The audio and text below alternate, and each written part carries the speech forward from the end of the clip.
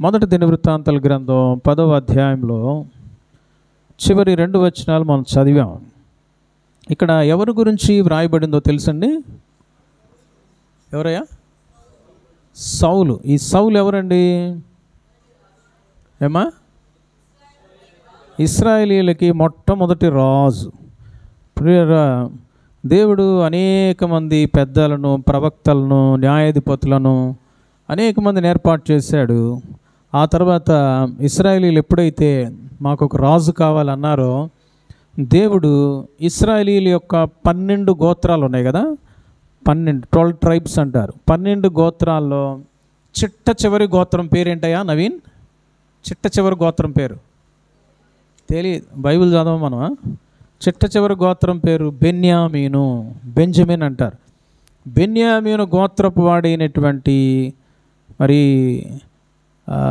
సౌలు అనేటువంటి వ్యక్తిని దేవుడు రాజుగా, అధిపతిగా ఇశ్రాయేలీయుల కొరకై ఏర్పాటు చేశాడు. ప్రియులారా, ఇట్టి సౌలు తన యొక్క జీవితం యొక్క చరమాంకాన్ని గురించి ఈ మాటలు రాయబడి ఉన్నాయి.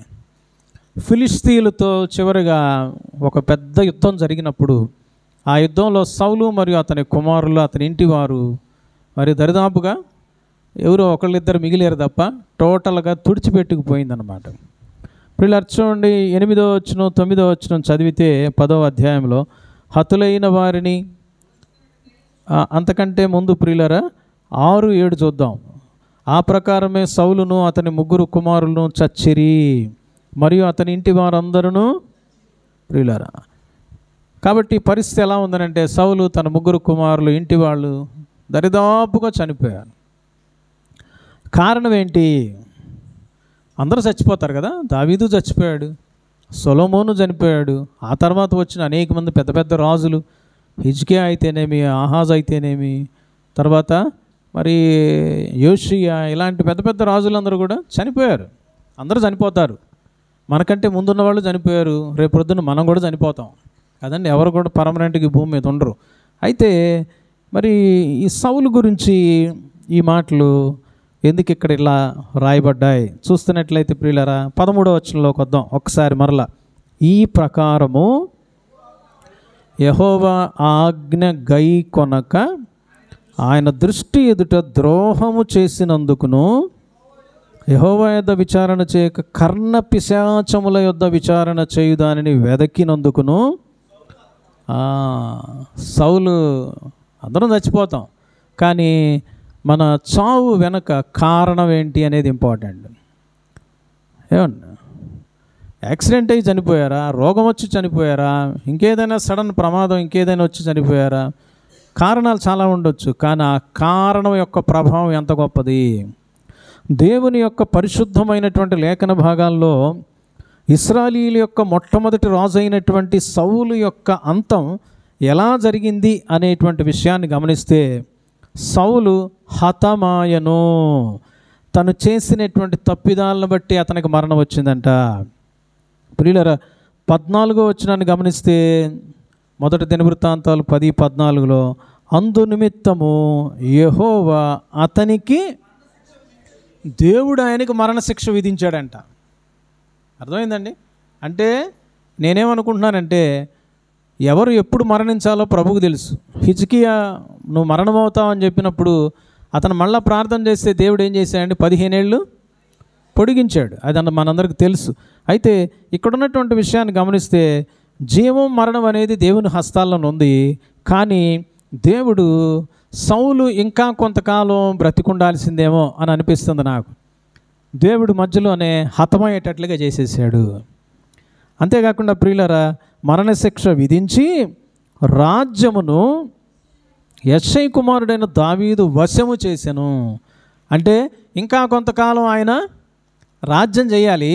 ఆ రాజ్యాన్ని కూడా ఏం చేశాడండి? అధికారాన్ని, ఆధిపత్యాన్ని లాగిపడేసి పొర అని నెట్టేసి ఆ ఆధిపత్యాన్ని ఇంకొకటికి ఇచ్చాడంట, దావీదుకి ఇచ్చాడంట. అర్థమైందండి? ప్రియులారా, అందరికీ సమస్యలు వస్తాయి, అందరికీ మరణాలు వస్తాయి. ఎల్లకాలం మనం భూమి మీద ఉండం. అయితే మనం ప్రభు యొక్క ప్రణాళికలో ఉన్నామా? ప్రభు భయంలో ఉన్నామా? ప్రభు యొక్క ఆశీర్వాదంలో ఉన్నామా? ఏది పడితే అది చేస్తూ దేవుని చేత చెప్పు దెబ్బలు చేవాట్లు తినే విధంగా, దేవుని చేత శాపనార్థాలు పొందుకునే విధంగా, దేవుని యొక్క కృపను పోగొట్టుకునేటువంటి విధంగా మన జీవితాలు ఒకవేళ ఉంటున్నాయా? యేసు ప్రభుని ఎరిగిన మనం, ఆయన రక్తంలో కడుగబడినటువంటి మనం, యేసు నామమందు బాప్తీసం తీసుకొని సంఘముగా పిలువబడుతున్నటువంటి ఇక్కడ చేరినటువంటి అనేక మంది, ప్రభు యొక్క వాక్యాన్ని గుర్తిరుగుతున్నటువంటి అనేక మంది యవనస్తులు ఈ రోజున పరిశీలన చేసుకోవాల్సినటువంటి ఆవశ్యకత ఎంతైనా ఉంది ప్రియులారా. చూద్దాం ఒక 3 ప్రాముఖ్యమైనటువంటి విషయాలు. సౌలు రాజు హతమవడానికి, దేవుని చేత మరణశిక్ష విధింపబడటానికి, తనకు దేవుడిచ్చినటువంటి రాజ్యాన్ని, ఆధిపత్యాన్ని దేవుడు తీసివేయడానికి గల కారణాలేంటి? ఈ రోజున ఆధిక్యతనిచ్చినటువంటి దేవుడు, ప్రేమించే దేవుడు మనలను శిక్షించగలడు అనే విషయాన్ని గుర్తుపెట్టుకోవాలి. ప్రేమించే దేవుడు, ఆధిక్యతనిచ్చేటువంటి దేవుడు నీ దగ్గర ఉన్నవన్నీ కూడా ఓడబెరకడానికి కూడా ఆయన సమర్థుడు అనేటువంటి విషయాన్ని మనం గుర్తుపెట్టుకోవాలి ప్రియులారా. కాబట్టి మనం జాగ్రత్త పడాలి. ఆదివారం వచ్చింది ఏంటంటే దేవుని మందిరానికి సమయానికి రావాలి ప్రియులారా. ఆరాధన వర్తమానాన్ని విని ప్రభువుని ఆరాధించగలగాలి. ఎన్ని సంవత్సరాలు అయిందో, ఎన్ని నెలలైందో కొంతమందికి అయితే ఆరాధన మిస్ చేసుకుంటూ ఉంటారు. అర్థమైందండి? పిల్లలున్నా, పెద్దలున్నా, సమస్యలున్నా, అనారోగ్యాలున్నా ప్రభువు మందిరానికి వచ్చేటట్టుగా మనల్ని, మన పిల్లల్ని, మన కుటుంబాన్ని సిద్ధం చేసుకోవాలి. ఎన్ని పనులు ఉన్నప్పటికీ కూడా ముందుగా లెగవాలి. ఏదైనా ఊరు వెళ్ళాలి, 9-8 గంటలకే ట్రైన్ ఉందనంటే మనం 6 గంటలకే లేస్తాం. అలాగే ఆదివారం వస్తుందనంటే దేవుని మందిరం నిమిత్తం మనం సిద్ధపాటుతో రావాలి. లేనిచో ప్రియులరా నెమ్మదిగా సహవాసం నుంచి దూరమై ఏ విధంగా సౌలు తన ఆధిక్యతలు పోగొట్టుకున్నాడో మనం కూడా పోగొట్టుకునే ప్రమాదం ఉంది. దేవుడు వాటిని తీసేసే ప్రమాదం ఉందనే విషయాన్ని గుర్తెరిగి భయపడదాం ప్రియులారా. ఇక్కడ చూద్దాం 13వ వచనాన్ని గమనిస్తే ఏముందో చూడండి. ఈ ప్రకారము యెహోవా ఆజ్ఞంట గైకొనలేదంట. ఎవరు? సౌలు. దేవుని ఆజ్ఞను గైకొంటున్నావా? ఆజ్ఞాతిక్రమమే. ఎవరి ఆజ్ఞలు పాటించాలమ్మా సుజనీ గారు? దేవుడి ఆజ్ఞలు పాటించాలంటే దేవుని వాక్యం వినాలిగా, బైబిల్ చదవాలిగా, బైబిల్ ఉండాలిగా. మన దగ్గర మంచి బైబిల్స్ ఉంటాయి, పెద్ద బైబిల్స్ ఉంటాయి, కాస్ట్లీ బైబిల్స్ ఉంటాయి. ఎంతమంది చదువుతున్నారయ్యా? ఎంతమంది చదువుతున్నారు? కాస్ట్లీ మొబైల్లో ఉంటాయి మన దగ్గర. మొబైల్ మాత్రం A to Z మొత్తం పెరికిస్తే నితేష్ కొత్త మొబైల్ చేసిస్తాడు దాన్ని. ఏ యాప్ ఎక్కడి నుంచి తెచ్చుకోవాలన్నా కానీ తెచ్చేయగలరు. బైబిల్ ఇస్తే బైబిల్లో ఉన్న విషయాలు ఏమైనా చెప్పగలరా? ఏ పుస్తకం ఎక్కడ రాయబడిందో చెప్పగలమా? అసలు బైబిల్లో వాక్యాలు చదువుతున్నామా? మీరు చదువుతున్నారు, బాగానే ఉంది. మీ పిల్లలు చదువుతున్నారా? మీ పిల్లలు ప్రార్థన చేసుకుంటున్నారా? ప్రియులారా, మరి దేవుడి చేత రాజుగా అభిషేకం చేయబడినటువంటి సౌలు రాజంట. స్టార్టింగ్ బాగానే ఉన్నాడు, తర్వాత ఏమైందంట? దేవుని యొక్క ఆజ్ఞనంట ఈయన గైకొనకపోతే ఏమవుద్దండి? ఆజ్ఞను గైకొనకపోతే ఏమవుద్దమ్మా? పాపం అయిందంట ఆయన జీవితానికి. ఆ పాపం వల్ల ఏమొచ్చింది? మరణం వచ్చింది. ప్రియులారా ఒకసారి చూద్దాం ఏం ఆజ్ఞను గైకొనలేదో చూద్దాం. 1 సమూయేలు పుస్తకం 13వ అధ్యాయం. 1 సమూయేలు పుస్తకము 13వ అధ్యాయం 8వ వచనం నుంచి కొన్ని మాటలు చదువుదాం. 13వ అధ్యాయం 8వ వచనం నుంచి. సమూయేలు చెప్పినట్టు అతడు 7 దినములు ఆగి సమూయేలు గిల్గాలునకు రాకపోవటయు జనులు తన యొద్ద నుండి చెదరిపోవటయు చూచి దహన బలులను సమాధాన బలులను నా యొద్దకు తీసుకొని రమ్మని చెప్పి దహన బలి అర్పించను. అతడు దహన బలి అర్పించి చాలించిన వెంటనే సమూయేలు వచ్చును. సౌలు అతన్ని కలుసుకొని అతనికి వందనము చేయుటకై బయలుదేరగా నీవు చేసిన పని ఏమని అడిగాను. అందుకు సౌలు చూడండి ప్రియులారా ఏమైంది అంటే సమూయేలు ఆల్రెడీ చెప్పాడు, అయ్యా నువ్వేం భయపడొద్దు, నీ దగ్గరికి నేను వస్తా 7 దినాలు ఆగి, అప్పుడు దాకా నువ్వు గమ్ముగా ఉండాలా, ఆ తర్వాతే మనం బలి అర్పణ అనేది చేస్తాం, బలిని మనం వధిస్తాం, బలి కార్యం చేస్తాం అని చెప్పినప్పుడు మరి సమూయేలు చెప్పినట్టుగానే 7 దినాలు అయితే ఆగాడు. 7 దినాలు ఆగినప్పటికీ కూడా సమూయేలు రాకపోయేటప్పటికీ ప్రియులారా ఏమైందంట? సౌలు వెంటనే తన దగ్గర ఉన్నటువంటి జనాలందరూ, ఇశ్రాయేలీలందరూ కూడా చాలా చెదరైపోతూ ఉన్నారు. అందరికి భయం వేసేసి, శత్రువులను చూసి భయం వేసేసి దూరం అయిపోతూ ఉన్న టైంలో యాజకుడు చేయవలసినటువంటి పనిని చేయకూడనటువంటి సౌలు రాజు తనంతట తానుగా బలి అర్పించటానికి అమ్మ పాప బయట ఎందుకు తిరుగుతున్నారు నాన్న, లోపలికి రండి. ప్రియులరా, ఇక్కడ గమనిస్తూ ఉన్నట్లయితే చూడండి, 11వ వచనంలో కరెక్ట్ రీజన్ మనకు తెలియపరచబడతా ఉంది. సమూయేలుతో చెప్తున్నాడు. ఎందుకంటే సమూయేలు అడిగాడు, అయ్యా బాబు నువ్వేం చేసావు, అసలు నువ్వు చేసిన పని ఏంటి అని అన్నాడు సమూయేలు. అప్పుడు రీజన్ చెప్తున్నాడు చూడండి. అందుకు సౌలు మొట్టమొదటి రీజన్ అంట, జనులు నా యుద్ధ నుండి ఏమవుతున్నారు, నీ దగ్గర ఉన్నటువంటి జనాలు నిన్ను విడిచిపెట్టి వెళ్తున్నారేమో, నీకు సపోర్టుగా ఉన్నటువంటి వాళ్ళందరూ కూడా పెడమొహంగా ఉంటున్నారేమో, నిన్నే చీవాట్లు పెట్టి నిన్ను వదిలిపడేసి వెళ్ళిపోతున్నారేమో. అందుకని చెప్పేసి దేవుని ఆజ్ఞను ధిక్కరిస్తావా, దేవుని మాటలను పెడచెవిన పెడతావా? అంటే నీ దగ్గర జనాలుంటే ఒక మాట, జనాలు లేకపోతే ఒక మాట. జనాలుంటేనేమో మందిరం, జనాలు లేకపోతే మందిరానికి రావా? ఏమండి, పూరిళ్ళు అయితే వస్తావు, లేకపోతే మిద్దుంటే వస్తావు, పూరిళ్ళు అయితే రావా? డబ్బులుంటే వస్తావు, లేకపోతే రావా? టైం ఉంటే వస్తావు, లేకపోతే రావా? ఏమండి, ఎంత లెక్కలేంతను? దేవుని ఆజ్ఞే కదా, దేవుడు చెప్పిన పని చేయాల్సిందే కదా. నువ్వు ఇంకా లేవలేని స్థితిలో ఉంటే తప్ప నీకు తలనొప్పి, దగ్గు, ముక్కు దిబ్బెడ వీటి కోసం చిన్న చిన్న రీజన్స్ చెప్పేసి ఇంట్లోనే ఉంటావా? ఉద్యోగానికైతే పోతావా? ఎక్కడ మనకు సిగ్గని అనిపించదా? దేవుని మందిరాన్ని పోగొట్టుకుంటున్నా, ఒక దినం దేవుని మందిరంలో గడుపుట అంత శ్రేష్టత అని తెలుసు కదా మనకి. లెక్క లేకుండా ఆదివారం రోజున వేరే ప్రోగ్రాంలు పెట్టుకుంటావా? అన్నిటిని కట్ చేసుకోవద్దా? అవసరంలా? 12 గంటల పైన అయితే నేను వస్తా దేనికైనా చెప్పగలవా? కమిట్మెంట్ ఉందా నీకు? జనులంట తన దగ్గర నుంచి చెదరిపోతున్నారంట. అందుకని సమూయేలు నీతో నాకు పని లేదు, నేను బలర్పిస్తాను తెమ్మని చెప్పేసి బలర్పించేసాను అంటున్నాడు. రీజను ఏం చేయాలి? సమూయేలు చెంపలు వాయించి పెట్టాలి, రాజు అయినా కానీ. దేవుడు వాయించేశాడు. తర్వాత రెండవ రీజన్ చెప్తున్నాడండి. ఏంటో చూడండి, ఆయన ఆజ్ఞలు ఎట్లా ధిక్కరించాడు. 11వ వచనం, నిర్ణయ కాలమున సమూయేలు చెప్పాడు 7 దినాలు ఆగి వస్తానని. 7 దినాలు ఆగిన తర్వాత వచ్చాడుగా. ఏమండి, కరెక్ట్గా 7 దినాలు అయిపోయిందో లేదో ఆ మరుక్షణమే ఎదురు చూస్తున్నాడు ఈయన. ఇంకా రాలేదండి సమూయేలు. సమూయేలు రాకపోతే నువ్వు చేయాల్సిన పని నువ్వు చేయాలా, అంతే తప్ప నువ్వు చెయ్యకూడని పని చేయటానికి వీల్లేదు. నీ లెక్క నీదే, దేవుడి లెక్క దేవుడిదే. ఏమండి, ఎవరు ఎంత లిమిట్లో ఉండాలో అదే లిమిట్లో ఉండాలి. భార్య అయినా, భర్త అయినా, సంఘస్థులైనా, సంఘ కాపరైనా, ఒక చిన్న కాపరైనా, పెద్ద కాపరైనా ఒక లిమిట్ అంతే. మితి మీరిన మాటలు చాలా డేంజర్ అండి. దేవుడు నాలుకలు కోసేస్తాడంతే. దేవుడు సౌలు విషయంలో చేశాడు. అల్లటప్ప విషయాలు నేను చెప్పట్లా, నవ్వులాటగా చెప్పట్లా నేను. నువ్వు చెప్పిన టైంకి రాలేదయా, అందుకే చేసేసాను. నువ్వెవడవా చేయటానికి? బలర్పించడానికి నువ్వెవడవి? జనాలను పరిపాలన చేయటానికి మాత్రం దేవుడు నిన్ను ఎన్నుకున్నాడంతే. నీ పని కాదు అది. ఏం చేయాలా? చేతులు కట్టుకొని నిలబడి ఉండాలంతే గమ్ముగా. ఎందుకంటే సమూయేలుకు చేయాల్సిన పని ఏదో దేవుడు సమూయేలుకు చేస్తాడు. ప్రియులరా, రెండవ రీజన్ ఇది చెప్తున్నాడు. చాలా సందర్భాల్లో మనం చేసేటువంటి మిస్టేక్స్ అండి. దేవుని యొక్క ఆజ్ఞను ధిక్కరిస్తూ ఉంటాం.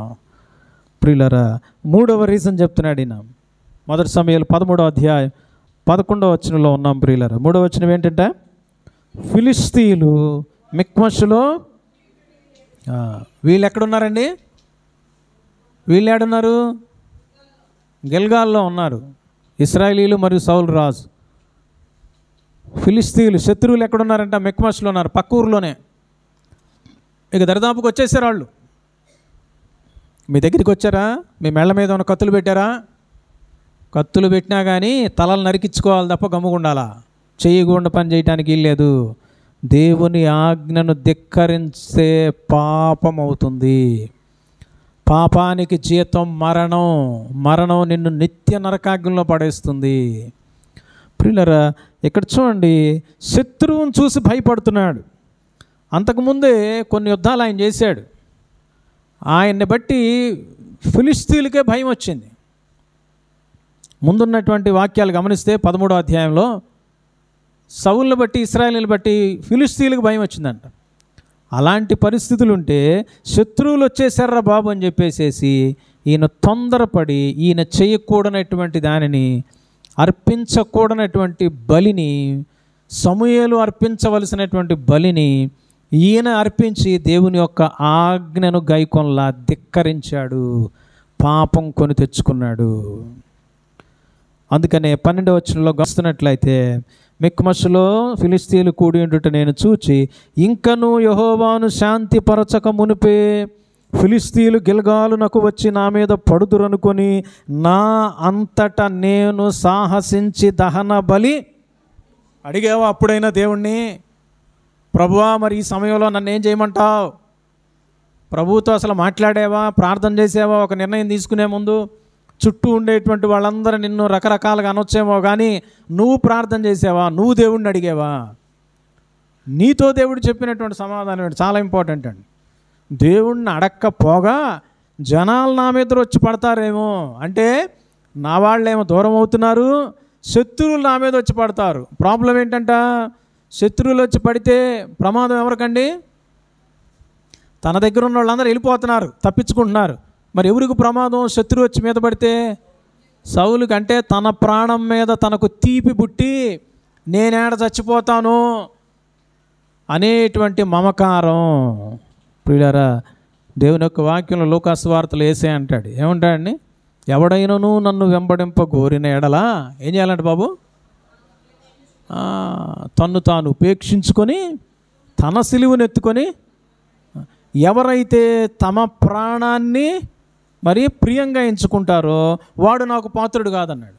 ఎవడైతే నా నిమిత్తం తమ ప్రాణం పోగొట్టుకోవడం కోసం కూడా సిద్ధపడతారో వాళ్ళని నేను ఏం చేస్తానంటున్నాడు దేవుడు? వాళ్ళని నా పాత్రులుగా ఎంచుకుంటానంటున్నాడు. వాడు తమ ప్రాణాన్ని కూడా దక్కించుకుంటారంటున్నాడు ప్రభువు. కనుక ఈ రోజున ప్రియులారా, శత్రువుకు భయపడో, ఆపదకు భయపడో, డబ్బుకు భయపడో, అయ్యో ఇది లేకపోతే, ఈ మాట చెప్పకపోతే నాకు రాదేమో, ఈ అధికారుల ముందు ఈ మాట నేను తోలకపోతే రేపొద్దున నన్ను పట్టుకెళ్తారేమో అనేటువంటి భయము, ఆ తీపి, ఆ దుఃఖము, ఆ వేదన బట్టి మనం సాక్ష్యాన్ని కోల్పోతున్నామేమో, దేవుని యొక్క ఆజ్ఞను ధిక్కరిస్తున్నామేమో. ఏమండి, అనవసరంగా, అబద్ధపూరితంగా, మోసపూరితంగా, వక్రమైనటువంటి పద్ధతిలో నువ్వు ₹1 సంపాదించుకున్నప్పటికీ కూడా అది నీ జీవితాన్ని సర్వనాశనం చేస్తుంది. ప్రియులారా, చివరకు దేవుడే నీకు శత్రువు అయ్యేటట్లు చేస్తుంది. సౌలు రాజు అనేటువంటి పొజిషన్లోనే ఉన్నాడు, కానీ దేవుని యొక్క ఆజ్ఞను మీరాడు, ఆజ్ఞను అతిక్రమించాడు. ఆజ్ఞను ఏం చేశాడయ్యా బాబు? ఏం చేశాడు? ఆజ్ఞను గైకొనలా. ఇక్కడే ఉన్నావా? ఏదో మాట్లాడుకుంటున్నావు నీలో నువ్వు, ఇటే. కనుక ప్రియమైనటువంటి వాళ్ళరా, దేవుని యొక్క ఆజ్ఞనంట మొదట ఈయన గై కొనలేదు అనేటువంటి మాట తెలియపరచబడుతుంది. రెండో విషయం ఏం చేశాడో చూద్దాం. చూడమ్మా, మూలవాక్యం ఏంటి? మొదటి దినవృత్తాంతాలు 10వ అధ్యాయం 13వ వచనం చదవండి. ఏముందో?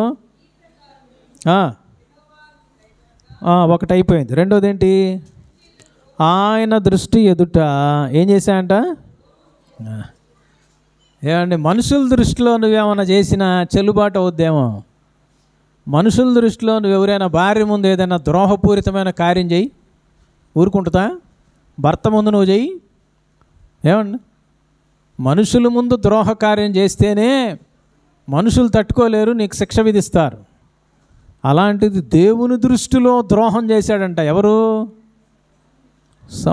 సమూయేలు కాదండి, సౌలు. ప్రియమైన వాళ్ళరా, దేవుని దృష్టిలో నీ జీవితం ఎలా ఉంది? ఉదయకాల సమయంలో దేవుని దృష్టిలో ఎలా ఉంది? దేవుడు ఎప్పుడు చూస్తాడమ్మా మనల్ని? తన కళ్ళతో ఎప్పుడు చూస్తాడమ్మా? 24 గంటలు చూస్తాడు ఉదయ్? చూస్తున్నాడా? నువ్వు హాస్పిటల్లో ఉన్నప్పుడు చూస్తాడు, బయట నువ్వు బండి వేసుకొని తిరుగుతున్నప్పుడు చూస్తాడు, ఇంట్లో ఉన్నప్పుడు చూస్తాడు. నమ్మకంగా నీ పని చేస్తున్నావా? నమ్మకంగా చర్చికి వస్తున్నావా? బైబిల్ చదువుతున్నావా? ప్రార్థన చేసుకుంటున్నావా? ప్రతి రూపాయికి లెక్క పత్రం ఇవన్నీ ఉన్నాయా? ఈ రోజుకి ఆ రోజు నేను కూర్చొని చర్చికి సంబంధించిన లెక్కల పుస్తకాలు వేసుకొని ముందు చూస్తూ ఉంటా, రూపాయల్లో కూడా తేడా రాకూడదని. నేను లెక్కప్ప చెప్పాల్సిన ఎవరికి? మీకా? మొట్టమొదటి దేవుడికండి. దేవుడు చూస్తున్నాడు. ప్రియమైనటువంటి వాళ్ళరా, ఇక్కడ కనుక గమనిస్తూ ఉన్నట్లయితే దేవుని దృష్టిలోనంట ద్రోహం చేశాడంట. అమ్మో, దేవుని దృష్టికి ఏందా ద్రోహం ఏం చేసింది? ఒకసారి మళ్ళీ మొదటి సమయాల పుస్తకానికి వద్దాం ప్రియులారా, 15వ అధ్యాయంలోకి వద్దాం. ఇప్పుడు చూడండి, రెండో మిస్టేక్ ఆయన ఏం చేశాడు చూద్దాం. మొదటి సమయాలు 15వ అధ్యాయం మొదటి వచనం చదవండమ్మా. ఒకానొక దినమున సమూయేలు సౌలును పిలిచి, నిద్రపోతున్నాడు చూడండి, బైబిల్ తీయ,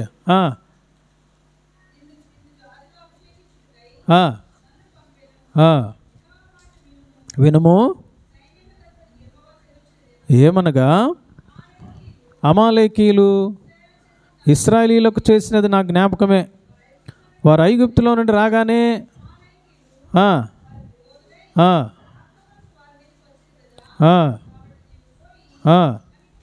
కనికరింపక అమాలేకీయులను హతం చేయము.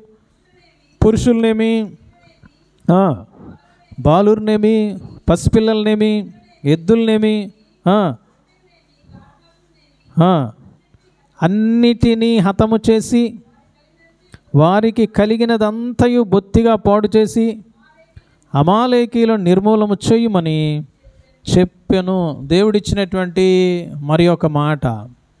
దేవుడు చెప్పింది ఏంటి అంటే, అయ్యా, ఐగుప్తీయుల యొక్క బానిసత్వం నుంచి మిమ్మల్ని నేను విడిపించినప్పుడు ఇశ్రాయేలు జనాంగమైన మీరు బయటికి బయలుదేరి వస్తున్నటువంటి సమయంలో మార్గ మధ్యంలో ఒక ప్రత్యేకమైన ప్రదేశంలో అమాలేకీయులు మీకు విరోధంగా లేచి మీకు ఎంతో ఇబ్బందులు గురి చేశారు మీకు.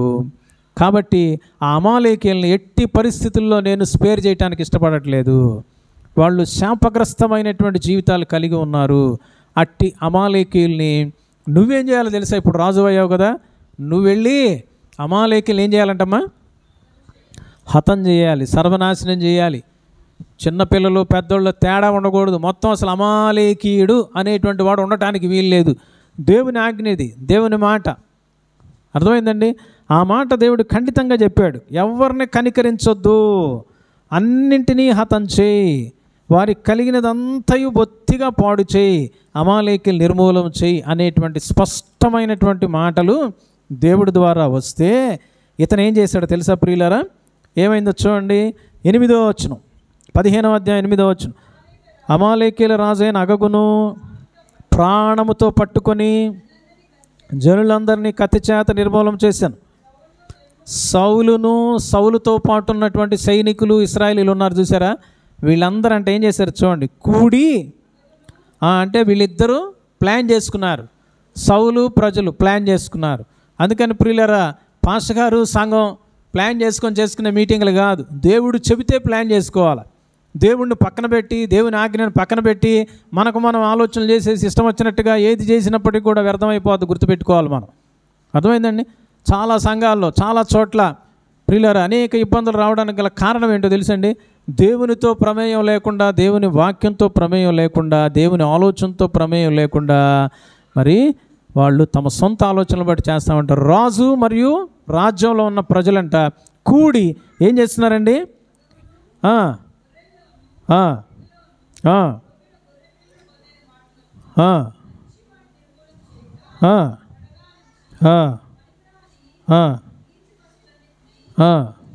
నిర్మూలన చేసి చాలండి ప్రియులరా. ఏంటంట ప్రియులరా, దేవుడు ఏమైతే చెప్పాడో ఆ మాటను పక్కన పెట్టి అమాలేకీయుల రాజు అయిన అగగుని ప్రాణాలతో పట్టుకున్నారు. చంపేయమని చెప్పాడు. అసలు తేవద్దు ఎక్కడికని చెప్పాడు దేవుడు. తర్వాత పశువుల్లో ఏమైతే నీచమైనవి ఉంటాయో, రోగగ్రస్తమైనవి ఉంటాయో, బలహీనంగా ఉంటాయో వాటన్నిటిని చంపేసి మంచి మంచి క్రొవ్విని వాటన్నిటిని కూడా చక్కగా తోలుకొని వచ్చారు ప్రియులారా. సమూయేలు బయలుదేరి వచ్చాడు అక్కడికి. సమూయేలు బయలుదేరి వచ్చేటప్పటికల్లా ఏమైందో తెలుసండి? అక్కడ ఎడ్ల రంకెలు, గొర్రెల అరుపులు వినపడతా ఉన్నాయి. చూడండి ప్రియులారా, 13వ వచనం. తరువాత అతడు సౌలు నద్దకు రాగా, యెహోవా ఆజ్ఞ నేను నెరవేర్చితనగా సమూయేలు అలాగైతే నాకు వినబడుచున్న గొర్రెల అరుపులను, ఎడ్ల రంకెలను ఎక్కడవని అడిగాను. అప్పుడు అంటున్నాడు 15వ వచనంలో, అమాలేకీయుల యొద్ద నుండి జనులు వీటిని తీసుకొని వచ్చారు. ఎందుకో తెలుసా? నీ దేవుడని యెహోవాకు దేవుడి కంటే బలి అర్పిస్తారంట. దేవుడి ఆజ్ఞని ధిక్కరించి ఏమండి వీళ్ళ సొంత ఆలోచనలతో ఏం చేస్తారంట? దేవునికంట ఆరాధన చేస్తారంట, దేవునికి అర్పిస్తారంట అర్పణ. ఈ ఉదయకాల సమయంలో ప్రియమైనటువంటి వాళ్ళరా, యెహోవా యొక్క ఆజ్ఞను, దేవుని యొక్క ఆజ్ఞను మొట్టమొదటగా ధిక్కరించినటువంటి వ్యక్తిగా సౌలు ఉన్నాడు. రెండవదిగా దేవుని దృష్టిలో కాని పని చేశాడు. దేవునికి నచ్చనటువంటి వ్యవహారం అన్నమాట ఇది. ఏంటో తెలుసండి? అమాలేకీయులు ఏమాత్రం నువ్వు మరి ఉంచొద్దనంటే వాటిలో మంచి వాటినన్నిటి తెచ్చుకున్నాడు. రాజుగారిని సురక్షితంగా తెచ్చినట్టుగా చూస్తూ ఉన్నాడు. అందుకనే ప్రియులరా 19వ వచనాన్ని గమనించినట్లయితే చూడండి ప్రియులరా, 19వ వచనం, నీవు ఎందుచేత యెహోవా మాట వినక దోపుడు మీద ఎగబడి ఆయన దృష్టికి కీడు చేసితివనెను. దేవుని దృష్టి కంట ఏం చేశాడు? ఆయన కీడు చేశాడు. ఒక రకంగా ద్రోహం చేశాడు. దేవుడికే ద్రోహం చేశాడు. దేవుడికి ద్రోహం చేశాడు, మనుషులకు కాదు ఈయన ద్రోహం చేసింది.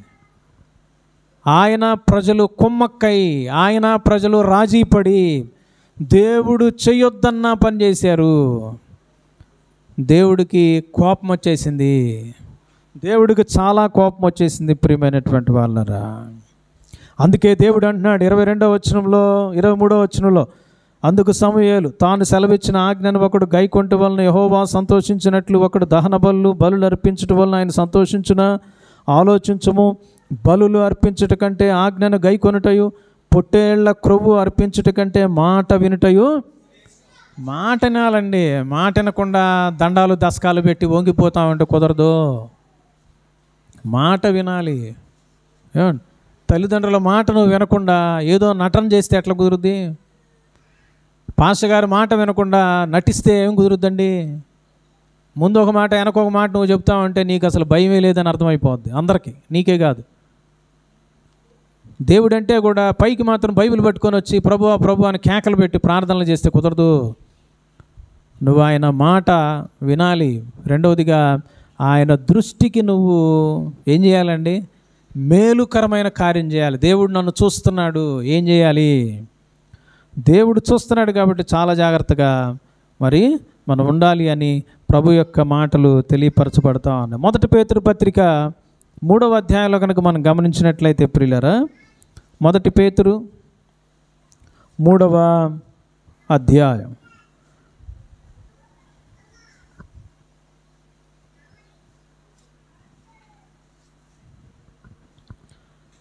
3వ అధ్యాయం 1వ వచనం నుంచి గమనిస్తే, అటువలే స్త్రీలారా మీరు మీ స్వపురుషులకు లోబడి ఉండుడి. అందువలన వారిలో ఎవరైనానో వాక్యమునకు అవిధేయులైతే వారు భయంతో కూడిన మీ పవిత్ర ప్రవర్తన చూచి వాక్యము లేకుండానే తమ భార్యల నడవడి వలన రాబట్టబడవచ్చును. జడలు అల్లుకొనుటయు, బంగారు నగలు పెట్టుకొనుటయు, వస్త్రములు ధరించుకుంటయు ఉండక, మీకు అలంకారముగా ఉండక, సాధువు అయినట్టు మృదువైనట్టునైనా గుణమను అక్షయాలంకారము గల మీ హృదయపు అంతరంగ స్వభావము మీకు అలంకారముగా ఉండవలెను. అది దేవుని దృష్టికి మన యొక్క అంతరంగ జీవితం అంట. మరి దేవుడు చూస్తాడు. దేవుడు ఏం చూస్తాడయ్యా? హృదయాలను లక్ష్య పెట్టే దేవుడు. ఆయన పై రూపాన్ని చూస్తామేమో మనం, కానీ దేవుడు హృదయాలను చూస్తాడు. నిన్నే కాదు, నీ యొక్క హృదయాన్ని చూస్తున్నాడు దేవుడు. నీ మాటలే కాదు, నీ అంతరంగాన్ని చూస్తున్నాడు, నీ ఉద్దేశాలను చూస్తున్నాడు. ప్రతి మాటకి లెక్కప్ప చెప్పాలి మనం, ప్రతి చూపుకి లెక్కప్ప చెప్పాలి, ప్రతి తలంపుకి లెక్కప్ప చెప్పాలి దేవుడికి. అన్నిటినీ దేవుడు అంట లెక్కలోకి తీసుకొస్తాడంట చివరి సమయంలో సింహాసనం ఎదుట. కనుక ప్రియులారా, దేవుని దృష్టికి నువ్వు ఎలా ఉన్నావు? యాకోబు పత్రిక 4వ అధ్యాయంలో, యాకోబు పత్రిక 4వ అధ్యాయం ఏముందో చూడండి. 10వ వచనంలో, ప్రభు దృష్టికి మిమ్మల్ని మీరేం చేయాలంటమ్మా? తగ్గించుకోవాలి. అప్పుడు ఆయన దేవుని దృష్టికి తగ్గించుకోవాలా. దేవుడు చూస్తున్నాడు, మనుషులు చూస్తున్నారు కదా అని చెప్పి బైబిల్ పట్టుకోవటం, పాస్టర్ గారు వచ్చాడు కదరా అని చెప్పేసి అప్పుడు కాముగా ఉండటం. ఏమండి, ఎవరో వస్తున్నారు కదా అని అబ్బాబో టీవీ ఆపేటి ఈ కాదు. దేవుడు నిన్ను చూస్తున్నాడు, 24 గంటలు గమనిస్తున్నాడు. నువ్వు చీకట్లో ఉన్నా నిన్ను గమనిస్తున్నాడు ఆయన. ఆయన దృష్టికి నువ్వు మేలేంది చేస్తున్నావా, చెడ్డది చేస్తున్నావా? ఆయన దృష్టిలో ఆయన ఆజ్ఞలు గైకొనకుండా రెండవదిగా ఏం చేశాడమ్మా? ద్రోహం చేశాడంట, కీడు చేశాడంట. ఆయన దృష్టికి నువ్వు కీడు చేసావు అని సమూయేలు సౌలుతో చెప్పాడు. దేవుడు చెప్పిన పని చేయకుండా నీవు అగగును తీసుకొచ్చావు, పశువులను తీసుకొని వచ్చావు. ఇంకా ఏం చెప్తున్నావు? మేము దేవుణ్ణి ఆరాధన చేయటానికి, దేవుని కోసం బలి అర్పించటానికి ఇది సంపాదించా అంటున్నావా? దొంగతనంగా సంపాదించి ఇతరులది ఆక్రమించుకొని దోచుకొని అబద్ధపూరితంగా నీవు బ్యాంకు బ్యాలెన్సులు పెంచుకొని ప్రియులారా దేవుడికి నువ్వు కానుక ఇవ్వటానికి తీసుకొచ్చా. ఏమండి, దేవుడికి అవి కావాలా? అవసరంలా దేవుడికి. అసలు నువ్వేమి ఇవ్వకపోతే సంతోషం. ఇంకా అర్థమైందండి ప్రియమైనటువంటి వాళ్ళరా. కాబట్టి దేవుని దృష్టికి ఉత్తమమైంది మనం చేయటానికి ఇష్టపడాలి ప్రియులారా. దేవుని దృష్టిలో అసలు శ్రేష్టమైంది మనం చేయడానికి ఇష్టపడాలి. కయ్యను హేబేలు అంట ఏం చేశాయంట? దేవునికి శ్రేష్టమైన బలి అర్పించాయంట. శ్రేష్టమైంది. నీ దగ్గర ఉన్నటువంటి వాటిల్లో శ్రేష్టమైంది, శ్రేష్ఠుడైన దేవుడికి ఇవ్వటానికి ఇష్టపడతావా? ఆలోచన చేయండి. దేవుడు శ్రేష్ఠుడు, అన్నీ ఇచ్చింది ఆయనే. ఆయన లేకపోతే నువ్వు నేను బెకారులం అయిపోతాం. నువ్వు నేను తిండి తిప్పలు కూడా లేకుండా బయట తిరగాల్సి వస్తుంది. దేవుడే ఇచ్చాడు మనకి ఈ రోజున. అట్టి దేవుని దృష్టిలో నువ్వు మేలుకరమైన కార్యాలు చేస్తున్నావా, కీడుకరమైన కార్యాలు చేస్తున్నావా? చివరిగా మూడో విషయాన్ని మనం గమనిస్తాం ప్రియులారా.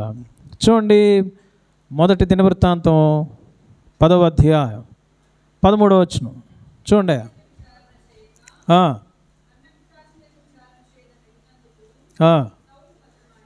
చాలండి. మూడవది ఏం చేశానంటండి ఈయన? దేవుని యొద్ద ఏం చేయలేదంటే బాబు అంటే ఏంటమ్మా? దేవుని యొద్ద ఏం చేయలేదంట? డిస్కషనా? ప్రార్థన చేయలే. ఎంక్వైరీ అంటే ప్రార్థనకు రాలా. ఎడపోయాడు మరి? పిక్నిక్ పోయాడు. ఎడపోయాడండి? దయ్యాల దగ్గరికి పోయాడంట.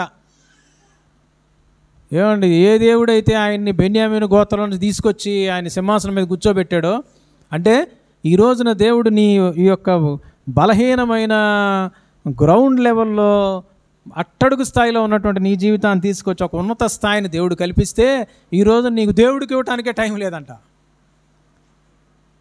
దేవుడికి ఇవ్వటానికి టైం లేదు, దేవుడికి ఇవ్వటానికి డబ్బులు లేవు, దేవుడికి ఇవ్వటానికి అసలు ఏమీ లేదు మన దగ్గర. అర్థమైందండి? దేవుని యొద్ద అంటే ఈయన విచారణ ఏం చేయలేదు బాబు?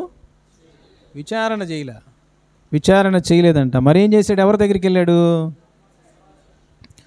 కర్ణపిశాచముల యొద్ద విచారణ చేయు దానిని వెదకాడు.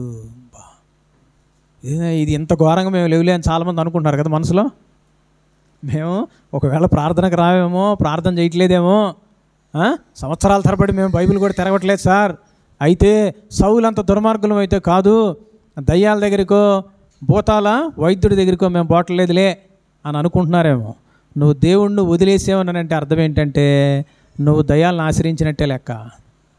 దేవుడి మీద నీ ఆశ్రయం లేదు అంటే లోకం మీద, పాపం మీద, జనాల మీద వచ్చేసింది, లేదా నీ మీద నువ్వు ఆశ్రయం పొందావంటే ఒక రకంగా దేవునికి దూరమైన స్థితి.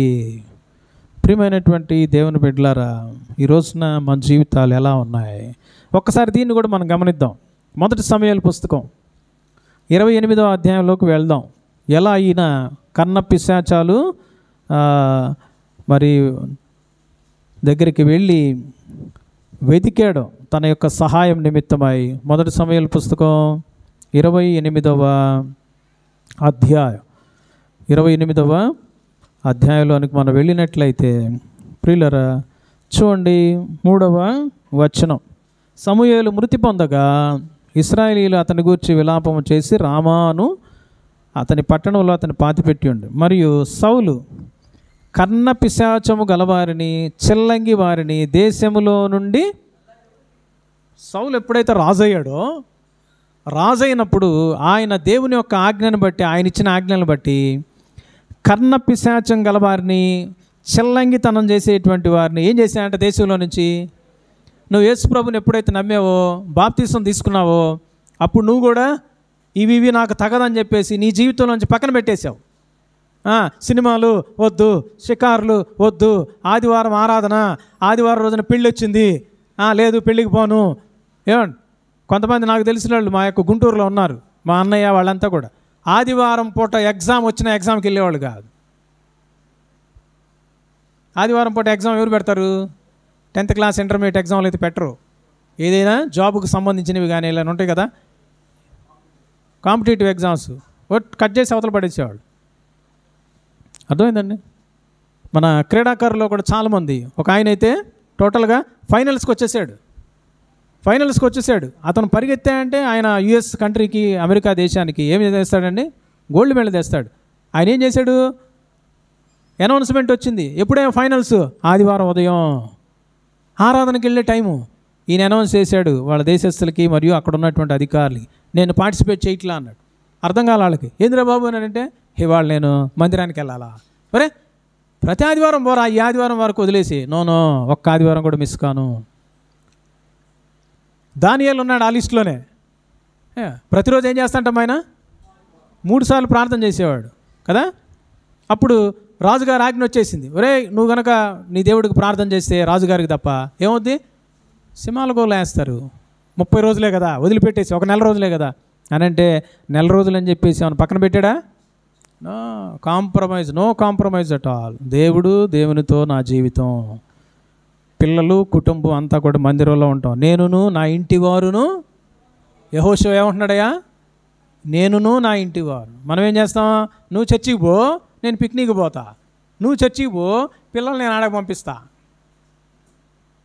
ఇలాంటి కాంప్రమైజ్లు ఏమి లేవంట ఎవరి దగ్గర? యెహోషువ దగ్గర. అది ఒలింపిక్స్ అయినా, గోల్డ్ మెడల్ అయినా, whatever it may be. No, నాకు అవసరంలా కిరీటం, నాకు అవసరంలా గోల్డ్ మెడల్. దేవుని మందిరం, దేవుని సన్నిధిలో నేను ఆరాధన చేయాలా? అర్థమైందండి? దేవునికి ఆ విధమైనటువంటి మరి ఆరాధన చేశారు కనుక వాళ్ళు ఆశీర్వదింపబడ్డారు. ప్రియులారా, ఇక్కడ గమనిస్తున్నట్లయితే ఈయన వీటన్నిటినీ కూడా వెళ్ళగొట్టేశాడు. ఆ విధంగా చేసేటువంటి వారందరినీ వెళ్ళగొట్టాడు. అయితే ఎప్పుడైతే ప్రియమైనటువంటి వాళ్ళరా 6వ వచనం చూడండి, 1 సమూయేలు 28వ అధ్యాయం 6వ వచనం. యెహోవా యొద్ద విచారణ చేయగా యెహోవా స్వప్నము ద్వారానైనను, ఊరీము ద్వారానైనను, ప్రవక్తల ద్వారానైనను ఏమియు, ఎందుకంటే సౌలు ఆల్రెడీ పాపంలో కొనసాగుతూ ఉన్నాడు. అందుకని సౌలుకి ఎవరిని పిలిపించి ఏ రకంగా ఎంక్వైరీ చేసినా దేవుని పద్ధతిలో ఆన్సర్ రాట్లా. అప్పుడు ఏమైందంట? 7వ వచనం. అప్పుడు సౌలు, నా కొరకు మీరు కర్ణ పిశాచము గల ఒక స్త్రీని కనుగొనుడి. ఏ కర్ణ పిశాచాలు చెప్పేటువంటి వాళ్ళు దేశంలో ఉండకూడదని వెళ్ళగొట్టాడో దాన్ని ఆశ్రయించటానికి ఈయన పూనుకుంటున్నాడు. ఏదైతే నీ జీవితంలో పాపమై దేవునికి వ్యతిరేకంగా ఉంటే దాన్ని తీసేసుకొని బాప్తీసం పొందావో, దాన్ని తీసేసుకొని దేవుని మందిరానికి రావడం ప్రారంభించావో, మళ్ళీ దాన్ని నువ్వు ఒకవేళ ఆశ్రయించడానికి ఇష్టపడుతున్నావేమో సౌలు వలే. ప్రియులారా, ఇతను కన్న పిశాచము ద్వారా ఆన్సర్ ఇవ్వగలిగినటువంటి స్త్రీని కనుగొనండి అన్నాడు. నేను పోయి ఏం చేస్తా అంట? నేనే పోతాను, దాని చేత విచారణ జరిగిస్తా అని ఆజ్ఞిచ్చా అంట సేవకులకి. వెంటనే అయ్యా పలానా చోట ఒక స్త్రీ ఉంది అని చెప్పారు. మారు వేషం ధరించి వెళ్ళాడండి. 9వ వచనం చూడండి ప్రియులారా. ఆ స్త్రీ, ఇదిగో సౌలు చేయించినది నీకు తెలిసినది కాదా అంటుంది. ఆ మారు వేషంలో ఉన్న సౌలును గుర్తుపట్టలేక, ఒరే నాయనా నువ్వేంద్రా బాబు అంటే, ఆ కర్ణపిశాచం ద్వారా ఆన్సర్ ఇచ్చే ఆమె సైతం భయపడి ఆ పని చేయటానికి ఇష్టపడట్లా. తప్పులు చేసేవాడు కూడా నీతో చెప్తున్నాడు, ఒరే నాయన ఈ తప్పు కదా, నువ్వు చేయకూడదు కదా. అసలు రాజు ఏం చేశాడు ఈ దేశంలో? ఇది పరిస్థితి, అందుకని నేను గమ్ముకున్నానంటే, లేదు లేదు లేదు లేదు, నువ్వు పిలిపించాల్సిందే, అపవిత్రాత్మని, దయ్యాన్ని పిలిపించాల్సిందే. ప్రియమైన వాళ్ళరా, కర్ణ పిశాచం గల వారిని, చెల్లంగి వారిని అతడు దేశంలో ఉండకుండా నిర్మూలన చేసిన కదా, నీవు నా ప్రాణము కొరకు ఉరియొగ్గి నాకు మరణమేల రప్పింతు అని అతనితో అనెను. ప్రియమైనటువంటి వాళ్ళరా, చూడండి ఎంత భయంకరమైనటువంటి విషయం సౌలు జరిగించాడో. అక్కడ ఒక అపవిత్ర ఆత్మని పిలిపించడానికి ఇష్టపడ్డాడు, ఎంక్వైరీ చేయించి.